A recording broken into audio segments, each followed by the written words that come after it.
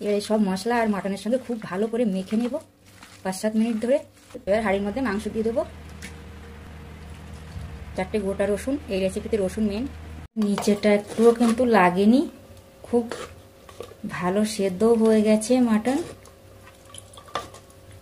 দেখো চম্পারনের famous recipe আহোনা mutton recipe বানাবো। তার জন্য এখানে দেখো মাটন নিয়ে নিয়েছি। এখানে 1 কেজি মাটন আছে আর ধুয়ে রেখেছি।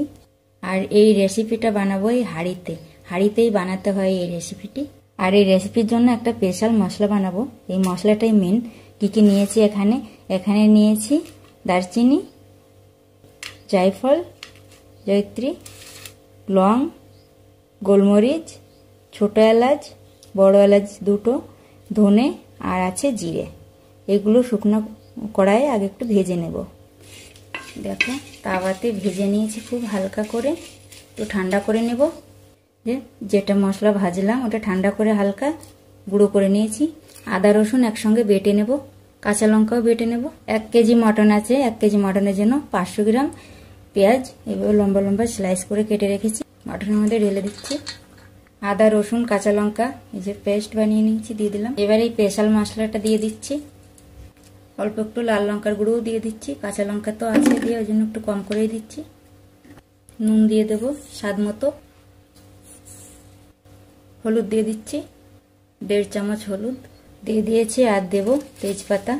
সর্ষের তেল গরম করে নিয়েছি, দিয়ে দিচ্ছি দেখো গরম তেল।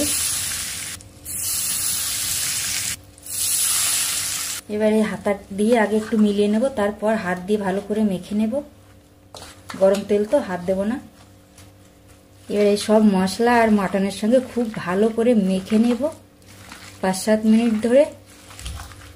দেখো খুব ভালো করে মশলার সঙ্গে মটন মেখে নিয়েছি। এই হাঁড়ির মধ্যে গরম করা তেল দিয়ে দেব। গরম তেল খুব ভালোভাবে হাঁড়ির গায়ে লাগিয়ে নেব, যে মটন নিচে থেকে লেগে না যায় তার জন্য। দেখো খুব ভালো করে লাগিয়ে নিয়েছি তেল। এবার হাঁড়ির মধ্যে মাংস দিয়ে দেব। 4টে গোটা রসুন, এই রেসিপিতে রসুন মেন। রসুন দিলে খুব ভালো লাগে, রসুন তো খেতে ভালো লাগে যে কোনো মাংসতে দিলে।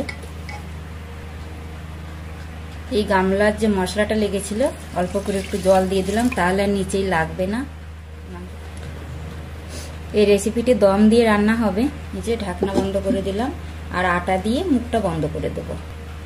এই দেখো আটা নিয়ে নিয়েছি, এভাবে করে মুখটা বন্ধ করে দেব যাতে কোনো জায়গা দিয়ে ভাপটা বেরিয়ে না যায়।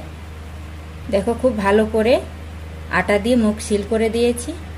আমি তো এই হাঁড়িটা গ্যাসে বসিয়ে দেব, তোমরা চাইলে কাটেও বানাতে পারো এই রেসিপিটা। আমি তো গ্যাসে বানাচ্ছি। দেখো 5 মিনিট হাই হিটে রাখবো, তারপর কম করে দেবো, লোতে করে দেবো গ্যাস লোতে করে দিয়েছি গ্যাসের ফ্লেম। আর এখন 1 ঘন্টা এই লো ফ্লেমে রেখে রান্না করব।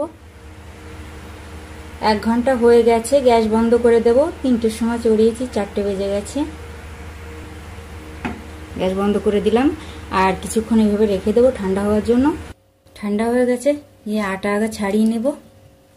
এবার এই যে হাঁড়ির ঢাকনাটা খুলবো। যা সুন্দর একটা গন্ধ বেরিয়েছে না, কি বলবো। দেখো নিচেটা একটুও কিন্তু লাগেনি, খুব ভালো সেদ্ধ হয়ে গেছে মাটন।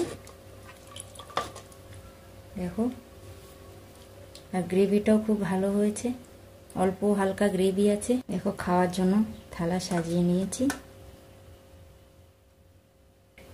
দেখাচ্ছি মাটনটা কেমন সেদ্ধ হয়ে গেছে, খুব গরম। এখনই তো নামালাম, এই দেখো কত ভালো সেদ্ধ হয়ে গেছে।